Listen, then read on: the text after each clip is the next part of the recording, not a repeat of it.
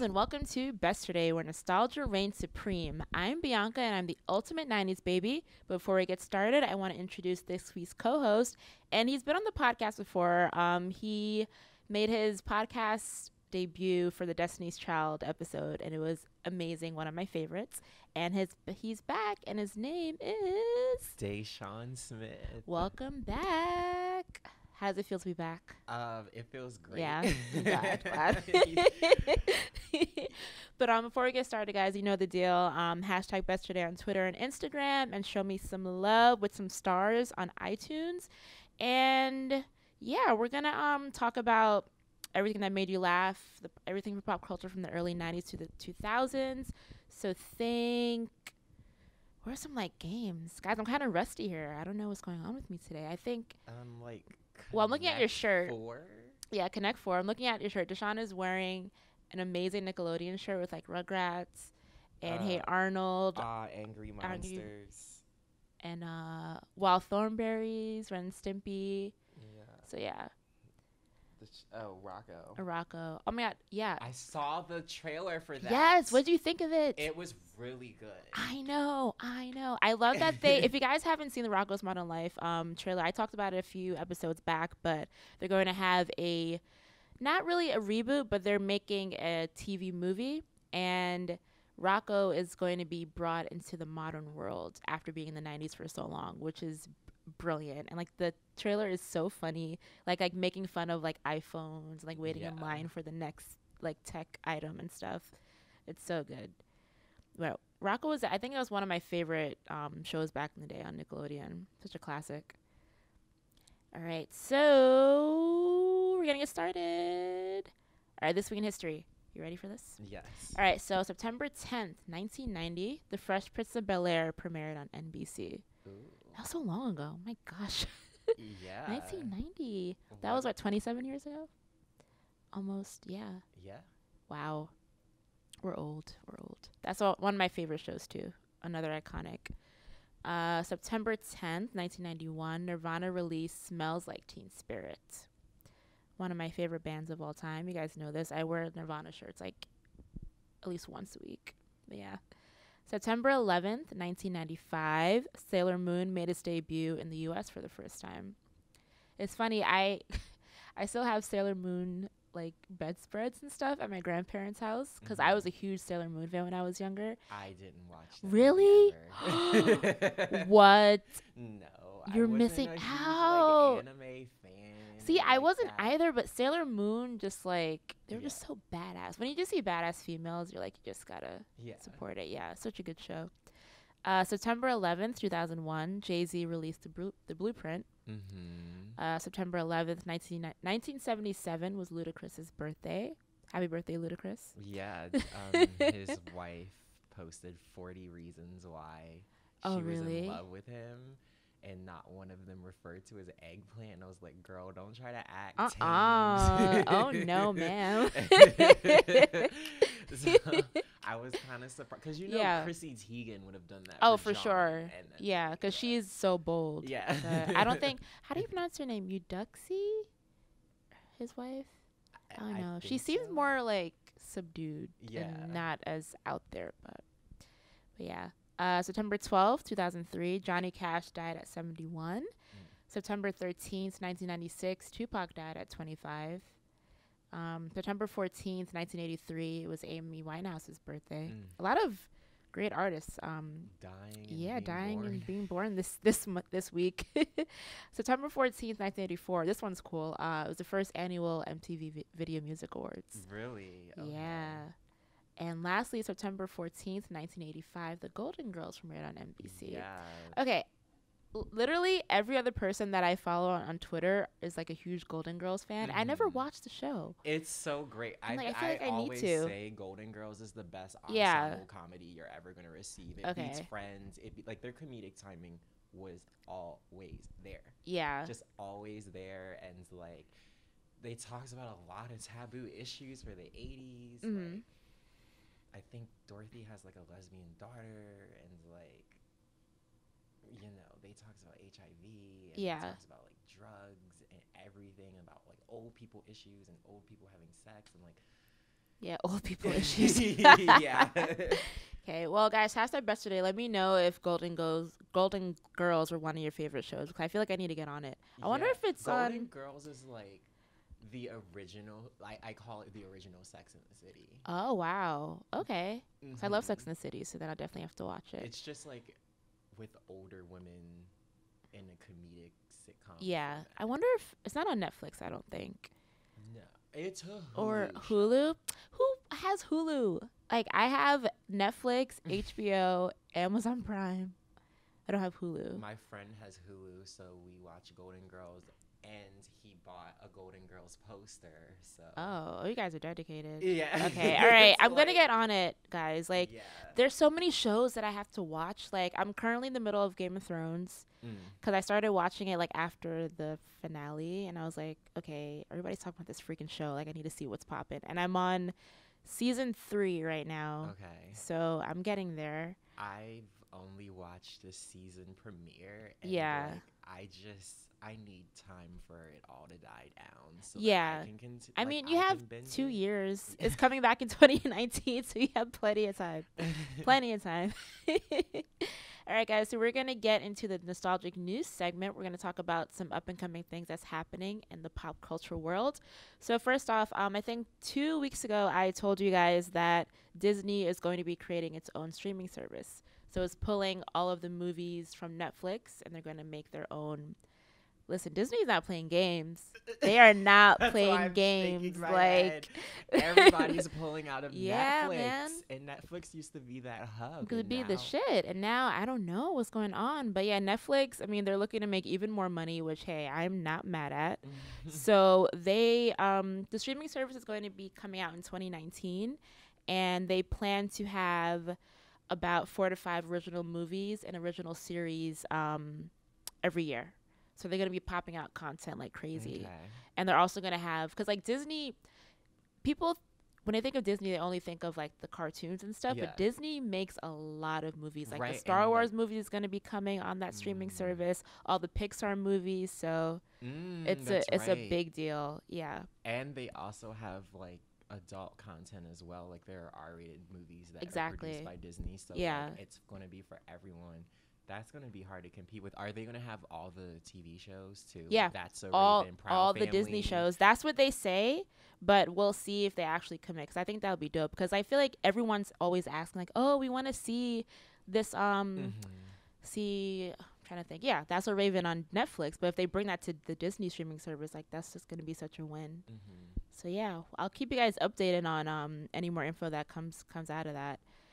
So next up, Mario from the Super Mario Brothers, he is no longer a plumber. What? Yeah. So this was like breaking news earlier this week, because apparently he's had various jobs throughout his gaming life.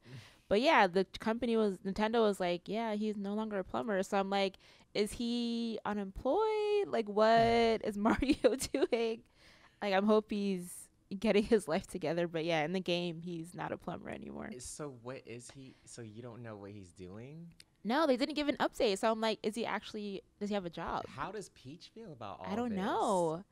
Like, Peach needs to be secure, like, financially, so I don't know. Well, she's always trapped in a castle. Yeah. So. I don't know, man. But yeah, Mario, you need to keep those bills flowing, so I hope you find a job soon. Yeah. Next up, I don't know if you heard about this, but the Mickey Mouse Club, they're having a reboot. Okay. That was my reaction too. I don't know why. Guys, I'm so sick of these reboots. Like,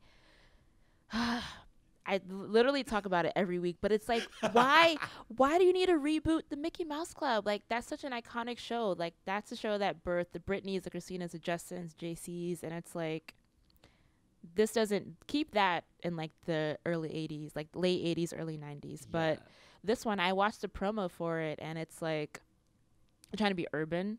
So they're like the theme song, you know, like how the original theme song was like very like cutesy poppy. I never like watched MICKEY the Mickey Mouse Club. MOUSE.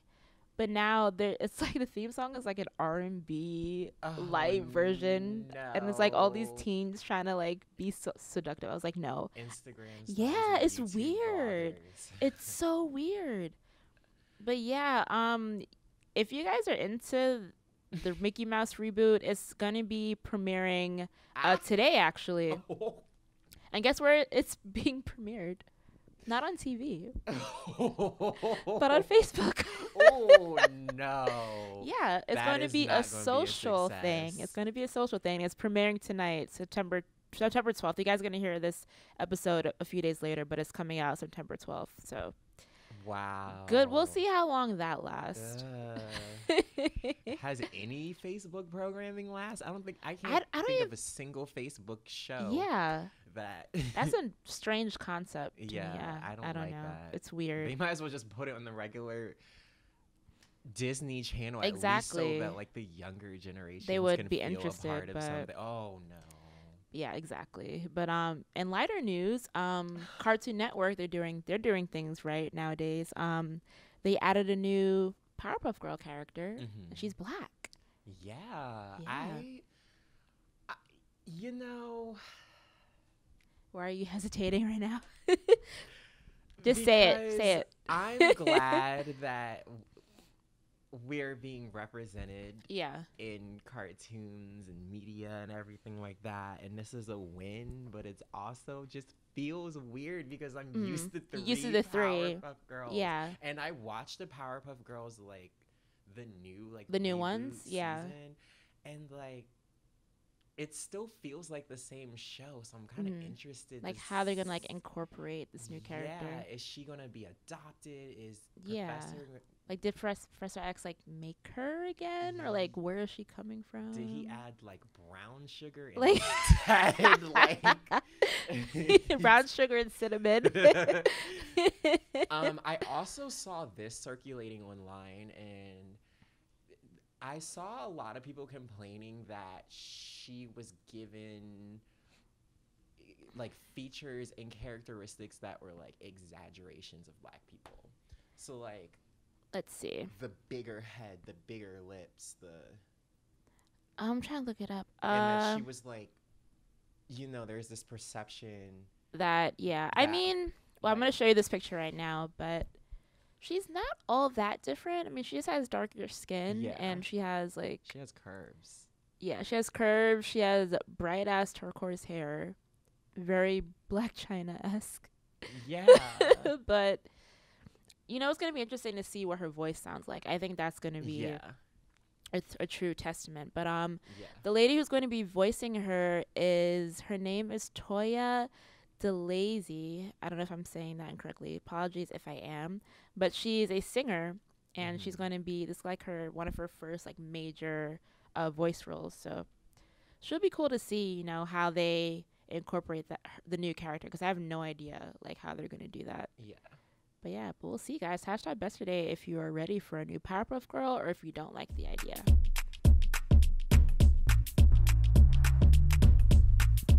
All right, guys, we are back, and we are here to talk about I call him my estranged father. You guys know this. I talk about Kanye West on Twitter like every day. I was a huge fan of this guy when I was we'll talk about a little more, but I was very young, and of course you guys know the shenanigans that he's been doing lately, and I kind of eased my way out of the stand-up for a little bit. But we are celebrating the 10th anniversary of Graduation, which is one of the best albums period of all time. And I wanted to celebrate him because despite my personal qualms about my estranged father, I still wanted to talk about this great album because it's so freaking good. And it really changed. It changed the game. It changed Mm-hmm. Well, let's talk about it. Well, do you remember the first time that you became a Kanye West fan? Yes. I loved College Dropout, but it wasn't the album that solidified my fandom for him. Mm-hmm. The album was definitely Late Registration. Yeah. Like when I heard Late Registration, like I thought it changed my life. Mm-hmm. But I've always been a Kanye fan, just like you. Like, same. I sometimes Always. call myself a Kanye apologist. Which like, I he love. Does a lot. No, I think it's true because a lot of us were like, you know, even like with the Taylor stuff and like all of his other reckless things, we're always like, no, he has a point to what he's doing, and it's like we're But always he does have a point. Like, at the time, Beyonce did release one of the best videos of all time. It's true. And who knew who Taylor like Swift was exactly until that like moment. he was off the Hennessy, you know, he was just stating facts. I didn't see what was wrong with it.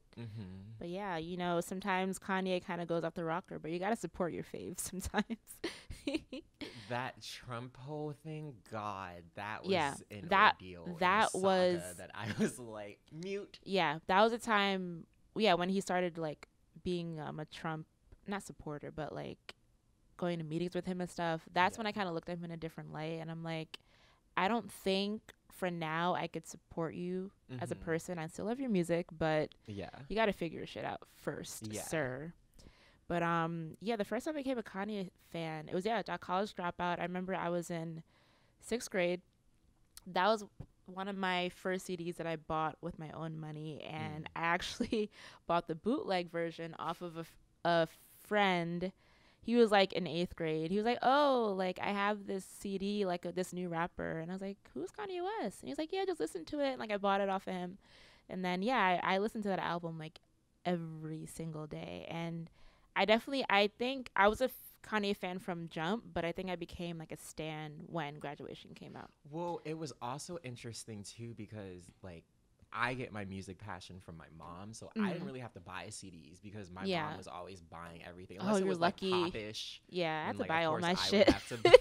I would buy that, but she would always have like the latest like hip hop, like the latest whatever. Love that. And so like car rides with her, like listening to these songs and everything. But what made me even more of a fan of him was the fact that she revealed to me like, oh, he produced You Don't Know My Name by Alicia Keys. Yeah. He produced this. He made Jay-Z. He did blah, blah, blah, blah, blah. And it's like, oh, like he's multi-talented. Oh, for sure. So, yeah. Yeah, because everyone knows it, but he started out as a producer. And then, he worked his way up to become one of the greatest rappers of all time. Well, it's funny that like the Blueprint also celebrates its anniversary on September 11th because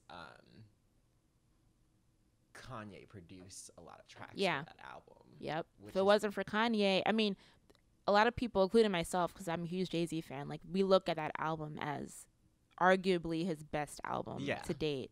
But like if Kanye didn't help him out with that, would we say the same thing? So Kanye definitely played a huge role in a lot of rappers' careers, definitely. But do you remember the first time you listened to Graduation?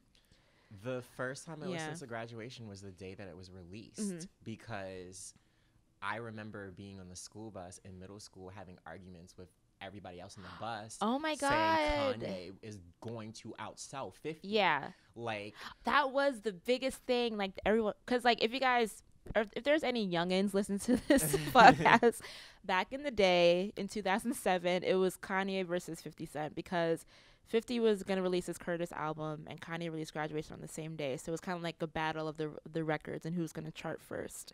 And obviously Kanye came out on it. Was a no-brainer. We knew it was going to happen. The idiots on my middle school bus were like, it's going to be 50. Yeah. And I'm like, that's because y'all having a hood mentality. Exactly. Right now. Like they're all about get rich or die trying. That moment passed. That moment passed. Like that was 50 Cent's Pink Friday. Exactly. Like. And he hasn't had that moment since. So the proof is in the charts, man. But I think I listened to it that first week when it came out too, and I think at that point, even though we were young, like I could tell that it was going to be a game changer. But we'll get into like how it affected music as a whole. But I kind of want to go track by track just to like talk about it and like what our favorite songs were and all that. So we're going to start with Good Morning, which is actually my ringtone for my alarm when I wake up. Really? That's a smart alarm. Yeah. I love that song. It's I think this was a good introduction for a new sound for Kanye because we're so used to like the soul samples and stuff, but this was so like a little bit cold and darker. Yeah. Good Morning is just a testament. I think that Kanye, out of all the hip hop artists I've ever listened to, has the best intros on all of his albums. Yeah. I agree with that. Because, like, I think, is it Wake Up Mr. West is on Late Registration? That's the opening, right? With Bernie Mac. Yeah. Like, Good Morning. And I liked the fact that it continued the themes. It was a story. Yeah. Because it had College Dropout, late Registration, and Graduation. So it was like the last part of the trilogy. So I love that. Yeah, it was always a theme. The only thing that was different with Graduation that I didn't have any skits, which I kind of missed, but I feel like he was kind of probably going a different direction with that. Yeah. But yeah. Next up is Champion. Did you realize? I can't sing. You are a champion. I thought that was actually Shaka Khan the whole time. Really? Yeah. Who's that sample? I'm looking up right now. I believe it was Steely Dan. You're right. Yeah. Yes. Kid Charlemagne by jazz rock band Steely Dan. Yeah, I love this song. It was so, it kind of, it was like very, well, I call Good Morning cold, but this one's like very warm and like uplifting. And this was like one of the few soulful moments of the album, which I appreciaed. And it wasn't a single, but it did fairly well. Like, I remember it was on the radio like all the time. And it went, the only thing that it didn't do, it peaked at 94 on the Billboard Pop 100, but it was still like a good radio song. Yeah. Yeah. Stronger. This was the breakthrough song. Yep. Oh my gosh. Punk became cool and relevant again. Yes. And that video was number one. I mean, that song was number one. The video, like everything, the whole feel, like.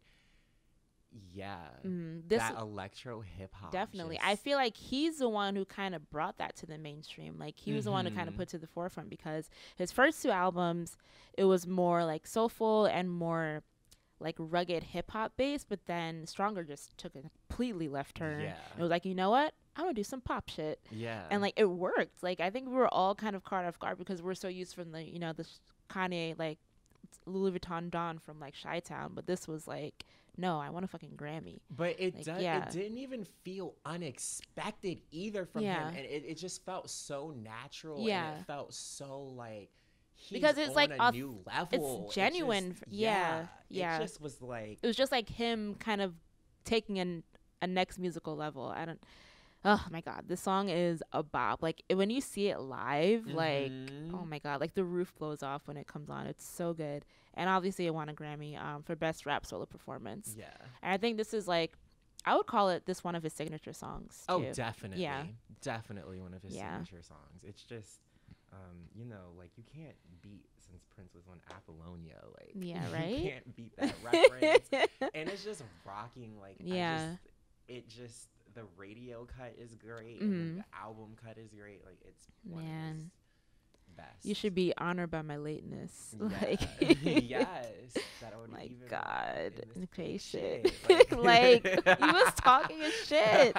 I love it. I love it. Oh my God. So next up is I Wonder. Favorite Kanye West song for me of all time. Oh, really? Yes. Wait, why is that? Because I was listening to that on the subway.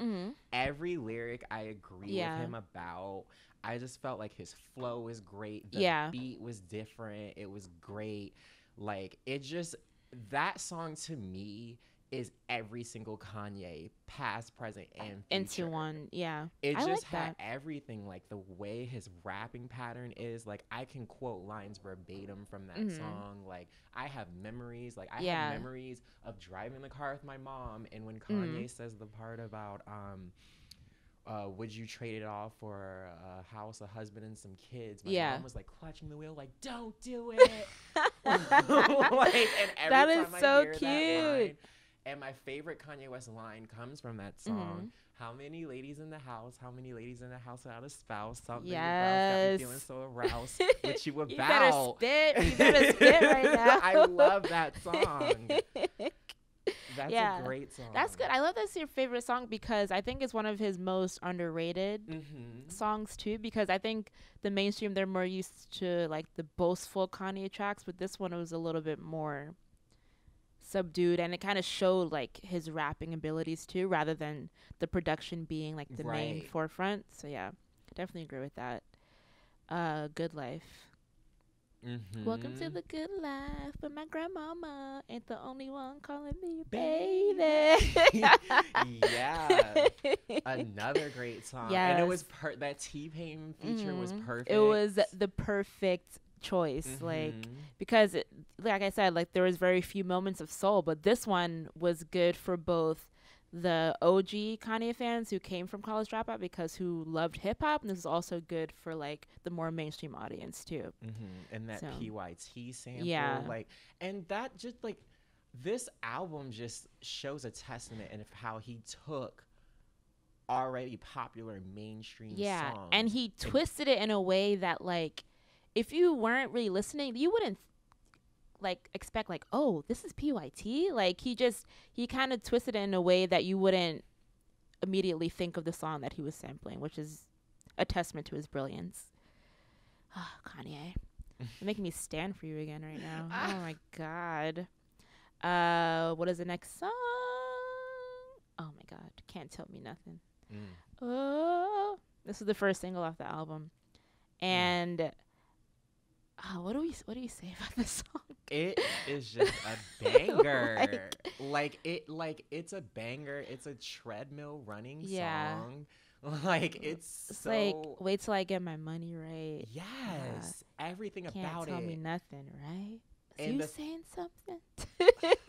The fact that Jeezy like doesn't even rap in the song. But you know, he's like, ha ha. Yeah, and just like laughs. Like laughing in your face, like you can't tell me shit. Yeah, the video was great too with the desert. Yeah, like, it's just all. I think such a perfect song. Like it's so perfect, and I think I was like re-listening to this album, and I feel like this was kind of the precursor to what was gonna come in the future, because Can't Tell Me Nothing, has such like a menacing quality to it. Like it's so like when you listen to it you get chills, and I feel like that was such a like an early sign of what was going to come from My Beautiful Dark Fantasy. Like I was like that was kind of like the direction that he was about to go in. It's such a dope song. And it's like I was reading articles and stuff, and he was like he kind of took elements of classic rock music and kind of had that inspiration to create this song, because when you listen to it you don't really think of the production wise, you don't really think of hip hop. So it's just I love that. This is like my favorite song. I mean, it's an obvious choice to have a favorite song in this album, but it's just a perfect track. Agree. Yeah. And all right, next up is Barry Bonds. Okay. Yeah. I'm not a huge fan of this song. I mean, I like Lil Wayne's because I was a huge Lil Wayne fan back in that day, so I liked his feature, but this wasn't my favorite. Yeah, it wasn't one of my favorites. I found myself skipping this one a lot. I did re-listen to it though recently, and I have a newfound appreciation for it because I like the beat a lot. I feel like the beat is very now. Yeah. It's very today, but also it shows kind of the beginning of the downfall of Lil Wayne. Because I feel like Lil Wayne after the Carter 3, that's it. Yeah. It was hard for him to recover from that. Yeah, I mean, he had like the whole Young Money moments, but I feel like nothing could attest to the Carter 3. And this was like the precursor to the Carter 3, because his flow is like to die for, and what he's rapping about is great, and he definitely steals the show on this track. Yeah, that's what I said. I was like, Lil Wayne was like definitely the highlight of this track. Yeah. But, all right, next up is Drunken Hot Girls. This production is disgusting. Like it is so sick, and I feel like people back in the day didn't really appreciate it for what it was, because I think we were so used to like the structural Kanye production, and this one showed him getting a little messy, which was cool. Like he was experimenting. But yeah, what did you think of this one? I loved this. So this was right there with I Wonder. I feel like me being around my mom so much during this phase, I love it. She had sort of influenced taste because we have a very similar music taste. Yeah. And like this was one of her favorites, and she loved the part. Rah, rah, rah, rah, that's how the fuck you sound, you drunk and hot girls. And she loved the Most Def's part. Yeah. And like it just is another. It predicted the next. It did. It predicted everything. Like, cause this was, it had that like griminess to it. Like, I don't know if people agree with me, but this was like pre-Yeezus. Like, this was just kitchen sink type of production, kind of like what Timbaland was doing. Timbaland was kind of doing the sound at that time, and it was just like kind of like a stomping beat with like it's kind of like electro pop, like people were doing in like Europe. He brought that sound to the hip hop world. I think it was just so dope. But I think we definitely didn't appreciate that song for what it was. Back then. It wasn't appreciated. Yeah, it could have been a lot bigger. This song could have even been on My Beautiful Dark Twisted Fantasy. Oh, for sure, it would have fit perfectly. Yeah. All right, next up is Flashing Lights. This album had the bangers. Like track after track after track after track. Like bomb songs. Woo! Flashing Lights actually may have been my second favorite. I think it was I Wonder and Flashing Lights. Yeah. Because I just love the whole runway effect to it. Like, I've done dance routines to this, like, remixed versions of this song because it's just like, that song is just, it still just works today. And every remix that I've heard of it where DJs have to remix it for, like, clubs, like, it sounds great. Yeah. Like, it just, it was so futuristic at that time 10 years ago, so when you listen to it now it fits. It's so seamless with what's going on in music right now. And again, it doesn't do the typical hip hop like hard beats and stuff. It was more like electronica inspired. And I think this song is so sexy. Like the production is just like very sophisticated and like clean and I could see like models. I mean, I'm sure models walk down the runway to this during like Fashion Week and stuff, but it has that vibe to it. Yeah, and I love the music video too, when like that big booty girl like kills him in the trunk. Like, it's so dope. Yeah, and this was also and the paparazzi, and it also like gave a peek into his like upcoming feud with the paparazzi. I hate these niggas more than a Nazi. All right, what is next? Everything I Am. I think this song was kind of him opening his heart out to the world, I feel like, because he was kind of like, you know what, I'm not gonna be Jay-Z, I'm not gonna be 50, I'm not gonna be, I don't know, some like Rakim or whatever. Like, I'm gonna be me. This is me, Kanye, presenting myself to you, and if you don't accept it, you don't accept it. Who is featured on this song? DJ Premier. Okay. He like does like the scratches on it. This was definitely more of the more soulful records. Yeah, definitely. On it. It was a hint of old Kanye. Yeah. The Glory. This song, what song did this sample? I want to say it was no, it sampled Laura Nyro and Mountain. I don't know who those people are. If you guys know, let me know. #Besterday. But yeah, the Glory song, it also had that more like soulful, like familial element to it. The Homecoming, that's also a good song too. That's next. That featured Chris Martin from Coldplay. Yeah, that's also a dope song. That was more experimentation for Kanye, and I love that it was kind of like a tribute to his hometown, Chicago, because I feel like the video because I feel like as he got older throughout his career, he didn't really show love to Chicago as much as he did when he first started. So that was a good testament to like, you know, he still cared. But I wish like with like Life of Pablo or Yeezus, like he had more of that like Chicago style. But you get what you could get with Kanye. You can't be too picky. I mean, it's just now Chicago is just represented in the drill sound that he uses for sure. The trap, like no, you're right. You're right. Yeah. Well, Chief Keef.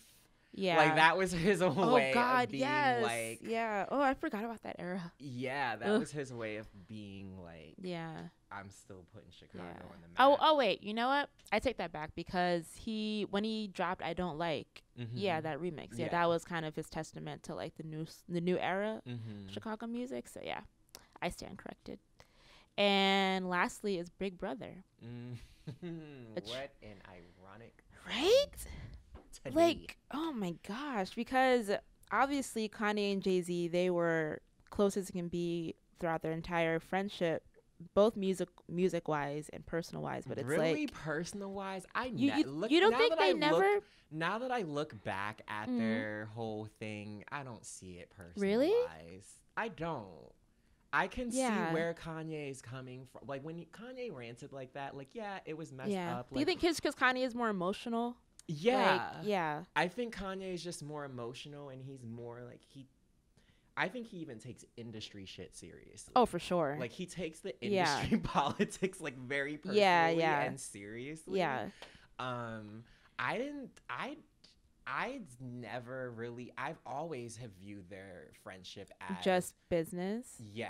I'm just really? using you to stay relevant. Cough, cough, Jay-Z. Ooh, hot take alert. I've never really seen them be friends and do anything else. Maybe they might have went to a basketball game before hitting the studio. But not like... That's like having a business dinner before... Oh my God. No, that's true though, because I mean with the Watch the Throne, that was more like a business endeavor, and Jay-Z didn't go to the wedding. Yeah, that was huge. Like... So, and I understand like Beyonce didn't want to be on TV and Jay-Z didn't want to be on TV. Yeah. And they thought it was all a show and blah, blah, blah. But it was just a test. But still, that's your brother. Yeah. Your brother, unquote, unquote. Right. And I've never, I can't even really recall Jay-Z really shouting out or doing anything for Kanye. I think it was mostly Kanye. Like Kanye kind of, I mean, because that was one of his idols. So, you know, he always looked up to him. But I feel like as both of their careers went on, like you kind of saw through the cracks a little bit. Yeah. So yeah, I could definitely see like where you're coming from. Like it was more of like, you know what, let's both make some #1 records and put some money in our pockets. And put on this whole facade that we are the brothers of hip hop. Yeah. And I never like took their friendship seriously. Wow, guys, let me know if you agree with Deshaun, because that's like a good. No, I never even like really thought of it that way. So let me know if you guys agree with him. Right. So those were all the tracks. But how do you think the Graduation kind of impacted the hip hop game when it came out? Well, the most recent example that we have is Kendrick Lamar's Damn. Yeah. Because Kendrick started with a very soulful, very like traditional hip-hop. With the Section 80 and all that. Yeah. And then Damn, that was like the mainstream record to take him to a next level. And it's funny because Kendrick's in competition with Drake. Yeah. So Drake puts out More Life, and then Kendrick's like, I'm tired of these singing ass niggas. Right, exactly. And let me show you how to rap. Yeah. But then Kendrick was like, okay, I can't do another To Pimp a Butterfly. Yeah. Like, I need to make this accessible to the masses. I'm about to perform at headline Coachella. Exactly. Like, I need people to sing along to my songs. Exactly. Yeah. And like, Damn, to me and to a lot of people, probably is the better of the Kendrick records if you compare it to I actually prefer it to Pimp a Butterfly. I know to Pimp a Butterfly is like the critically acclaimed, you know, us being writers, we're supposed to say that's the better one, but to Damn is like, as of now, it might change, but as of now, Damn is my favorite K-Dot record because it shows so many facets of him. You know, you have like the love track, which is more affectionate, you have the loyalty, you have Fear, and all these like amazing tracks that kind of show what we really haven't seen as much from Kendrick. So I totally agree with you. So I think Kanye really set that, like Kanye made it clear and known this is going to be commercial. I'm upping my game. He collaborated with I don't want to say the Japanese designer's name wrong, but the guy who did the artistry for his records, Takashi Murakami. I think that's how you say his name. But yeah, it was like a total flip. Like, it was more colorful. It was, you know, more animated, and he's sampling fucking Daft Punk. Like, that was like, it was like, okay, like, I'm not playing games. Like, I want, you know, to appeal to the masses. Like, I'm not just a hip hop artist. So yeah, I think this kind of set the tone, because I feel like prior to that, hip hop was more of like the hardcore rap. Like, you had the Slim Shadys, the Eminems. Who else was out like during that time?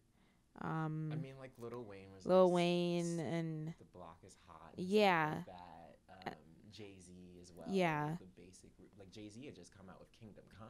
Yeah. So it was like, it was more like a harsher rap. But I think with Kanye, when Graduation came out, rap became more mainstream. I mean, it was already mainstream, but it became even more mainstream and more accessible and a little bit more lighter. Like, it wasn't as heavy. Playful. Yeah, it wasn't as heavy as what it was, you know, a few years prior. So I think he kind of set the standard for like, okay, you don't have to fit the hardcore gangster rap stereotype that people are placing you in. Like, you could do pop shit like this. So and it just made, for better and worse, it made hip hop more pop. Oh, for sure. I think it's a good thing, because I feel like with this album, he kind of introduced the Kid Cudis, the Lupe Fiascos, I'm like blanking on rappers that came out after this, but it was like rappers that came under his umbrella that were willing to like do more poppy stuff. So yeah. And just going back to the 50 Cent feud, like that was huge. That went on for months. Like, yeah, and it was huge because it just really changed everything. Like, and the crazy part is, this album almost sold 1 million copies without streams. People can't do that anymore. I know. Like, oh my gosh. And it was certified double platinum. It sold 2.7 million copies in the US alone. And I feel like, you know, back in the day, rappers were like, oh, I'm not trying to get a hit record, blah blah. But it's like with the 50 and Kanye beef, like, not a beef, but it was like a debate, and like that kind of set the stone, like, no, you should be aiming for these #1 records. Yes. So yeah, I think that was good that they set a precedent. Yeah. Like, it was huge. It just was a huge. I don't know. I can't really describe. It kind of put it into words, but it was a pop culture moment. Yeah, because like, writers were writing about it all the time. They went to award shows talking about it, like TV, like talk shows. Like, it was a big moment in pop culture. They had a standoff. Yeah. 106 and Park. Yeah, it was. Like, oh my God, yes. And like, Kanye had to like be on his tippy toes because he was shorter. Yeah. So it just started a new era of music. For sure, I totally agree.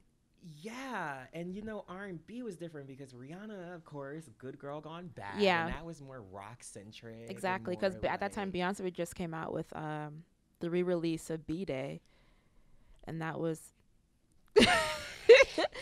and that was more, you know what? Okay, Rihanna came out with Good Girl Gone Bad. I'm not being shady.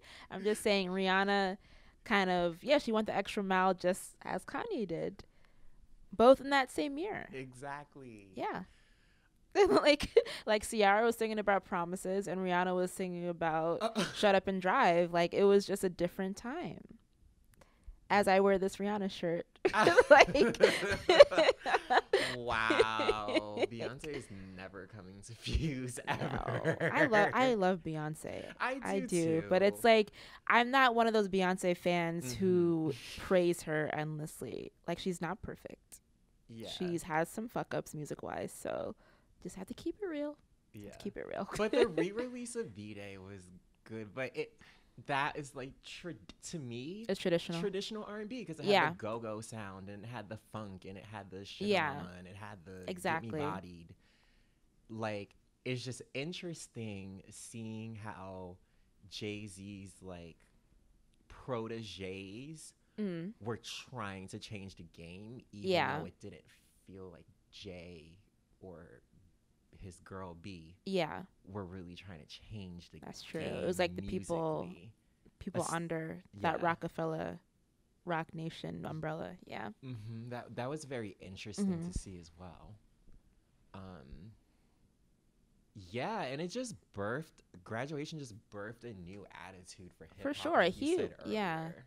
Because, like, even Kanye himself, he was very arrogant at that time. Like, that was, like, kind of, like, the window to what Kanye is today. Like, when he had, like, the shutter shades and, like, all of that. Like, he was all about himself.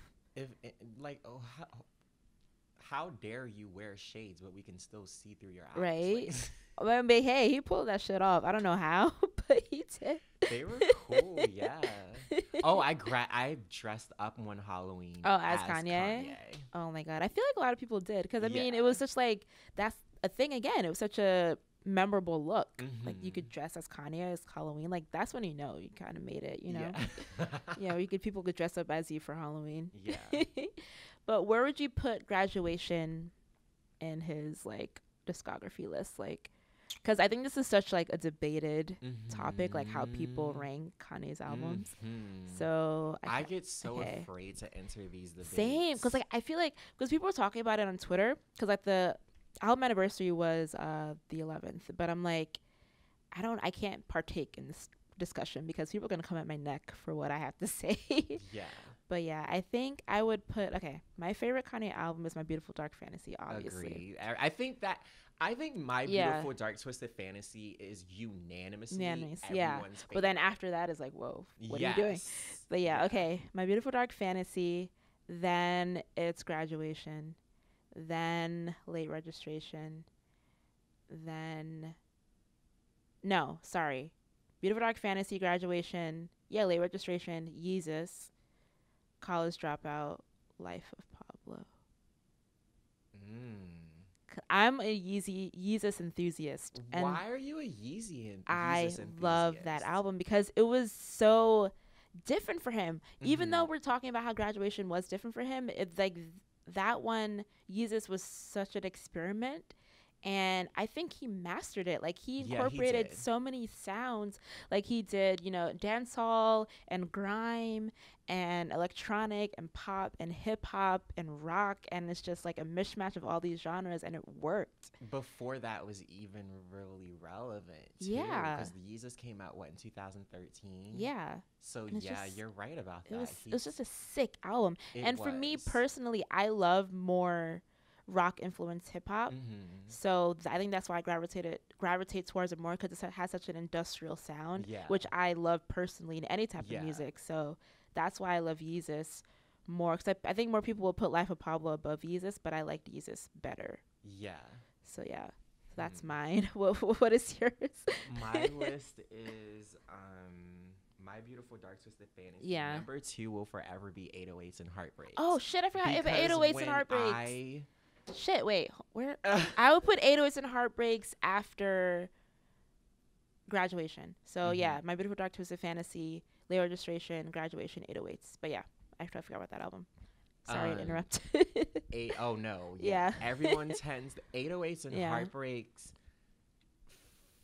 That if you think Graduation changed the hip hop, 808s and Heartbreaks just kind of blew it out the water, because that brought us Drake. That brought us all this rap singing today. No, it's true. That we have the trap and B songs that we have, all of the more vulnerable, like more moody and rappers. Women started to become more valued in hip hop kind of with that album.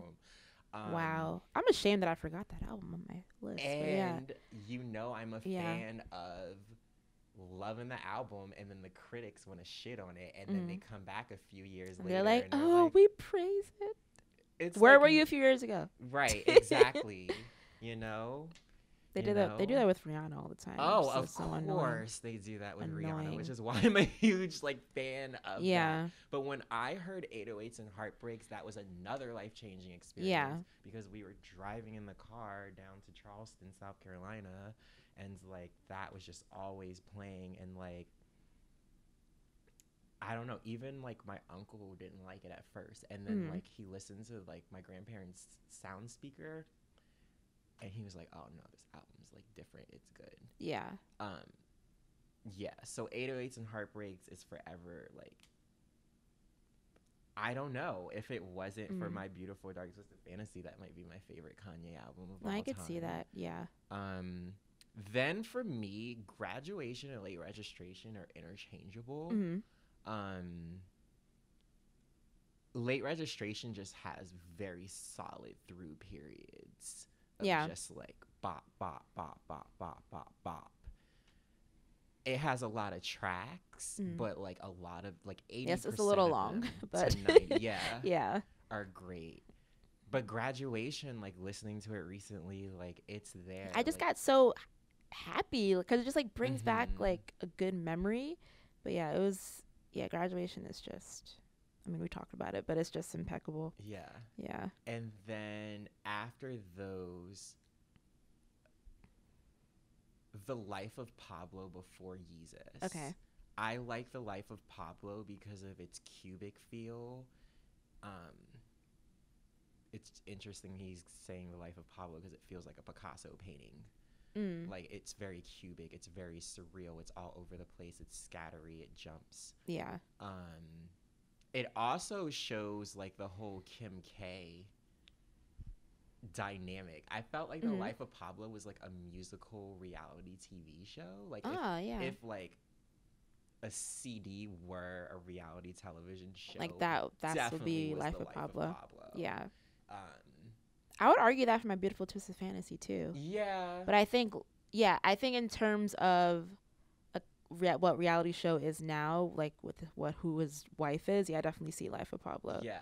So I liked too that the whole like Christianity aspect and juxtaposing that and him, like I felt like, you know, when I was studying at NYU in my senior semester, I took a pop culture criticism class. Yeah. And, I was the only like black guy in that class, of course. And we had to write a 500 like sample review of the thing. So I chose The Life of Pablo to tackle. Oh, and I included nice. so many things in there about the religion and about like past Kanye and about like the state of being a black man in today's society, because I felt like that album captured it pretty well. Like Kanye is a black man who is a genius. A lot of people are like, you're crazy, you're not a genius. He makes money, becomes successful, and then falls to the temptations of being in Hollywood. So like I talked about that album because I thought it was really deep and meaningful. And of course I was going through shit as a senior in college. Yeah. So you're and relatable. It's that time period and you're about to graduate and you're like, what am I gonna do? But I just really, like, a lot of like other people like read the review and they were like, I never thought of it that way. Like I have to re-listen because the first listen wasn't all that great to me. Yeah. So like I valued The Life of Pablo a lot when it came out. And I valued all the drama. I liked it. Yeah. So that's why it beats Yeezus in my opinion. No, I respect that. Yeah. And then I put College Dropout last. A lot of people do. Because it's his debut and he's progressed so much. But that being said, all his albums are great. That's the thing. A lot of people can't say that. He's never had a bad album. He can't. Because it's like, I think that's why when people rank it, that's why it gets so polarizing, because you can't say, oh, this was his worst album, because he doesn't have a worst album. So yeah, that's why it gets a lot of flack. But yeah, Kanye is just, as wonky as some of his ideals are, like you can never take away his artistry. And I think with Graduation, like that was like the beginning of what was to come with 808s and My Beautiful Dark Twisted Fantasy and Life of Pablo. Like all these, like the way that he progresses is like, a lot of artists, whether you're a rapper or not, they're not doing that. Some of them are still backtracking, or like with Drake, he's staying the same.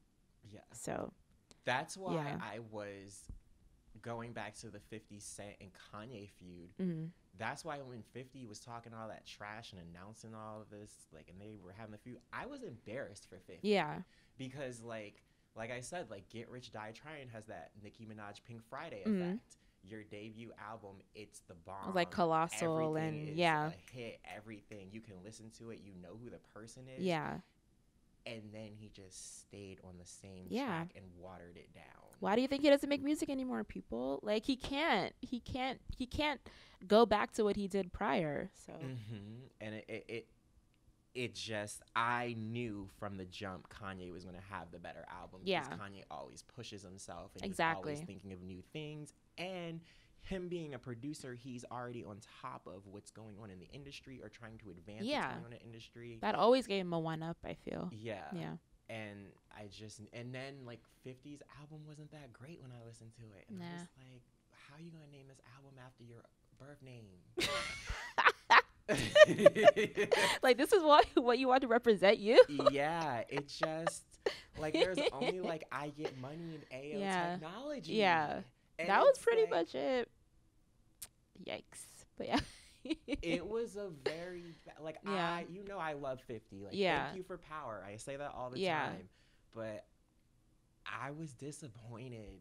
Mm-hmm. I was really disappointed. Because I wanted 2 good hip-hop albums. I could only listen to one. Damn.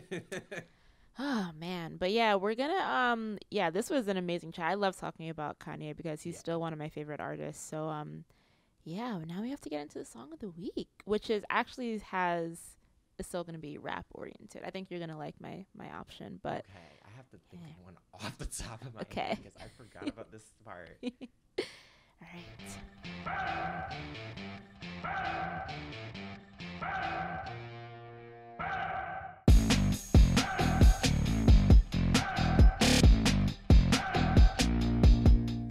Okay, so I'll go first since I still have to think about a song. But since we're talking about the 50 versus Kanye, I had to do 50 Cent's AO Technology because that is a jam. Like we were just talking about, the futurism during that time. And Timbaland is just a beast when it comes to those type of production. And I think it was good for 50 to bring Justin on the track too, to give him that mass appeal. And I think their dynamic was bomb. Yeah. Like the dynamic of the video and the song itself. Like I still play that song like all the time. So AO Technology is my song of the week. I have 2 options, but I'm just gonna pull a weird one out and give this one a shout out. Remember that song Day and Night with Isis featuring Jadakiss? Day and night, don't know what to do. Always on my mind. Yep. That's how I know we're cool, because when you say that to a random person, be like, what the fuck are you talking about? But of course my ass knows the song. Exactly. So that's where I'm gonna go. Or for bonus added kicks, since we always keep bringing her up every time we meet. Queen. Just say it. Sell Me Candy. Yes. By Rihanna. Also one of her underrated tracks. Yes. But yeah.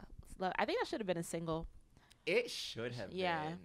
At least overseas or something, because that was such a standout track. Overseas, at least Americans would not they wouldn't understand it. That could have been a huge UK top 10.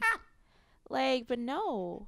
It's literally the freaking Dua Lipa. It really is. Like Def Jam was playing games. They were playing games. Yeah, they were. Gosh. Were they? Because that was still a successful album. Yeah, Graduation. No, you're right. But I feel like after that, they kind of. That's why she's not on the label anymore. So. Oh, because I'm done with this. Exactly. So. But yeah, that is the episode for the week. We're all done. Yeah. Thanks for coming on again. Talk about our fave. Yeah. Talking about faves. Yeah, it was so much fun. Problematic and all, being shady. I know, which we both love to do. So it's perfect. I can't wait for that Lemonade re-release. Oh God. Okay, so we're gonna wrap things up. Beyonce, we love you. Don't send the beehive for us, please. Oh my God. Send them. You know how I am. You know I'll be ruthless. So messy. But guys, hashtag Besterday on Instagram and Twitter, and also rate us on iTunes. It's very helpful. But yeah, next week I have something different. It's not going to be music wise. So think of what anniversary is going to come and take some guesses to what I'm going to talk about next week. But yeah, until then, that's it for now. Bye.